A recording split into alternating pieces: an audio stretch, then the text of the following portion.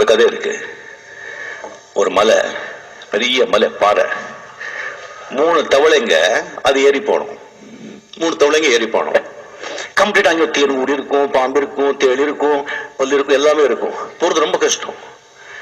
கீழே எல்லா தொழிலுங்க சொல்றது, போகாத, அவ்வளவுதான், இங்க போவாரு, அங்க மாட்டிக்கிறான் பாரு, அங்க பாம்பு குத்தும் பாரு, இங்க தேர் அடிக்கும் பாரு, இங்க விழுவான் பாரு, அப்படின்னு கத்துட்டே இருக்கு.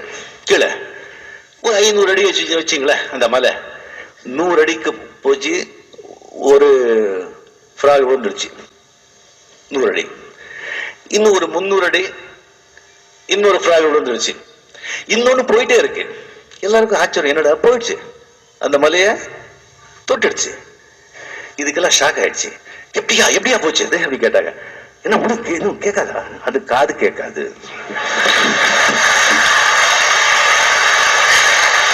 இது அந்த தவளை காது கேட்காது.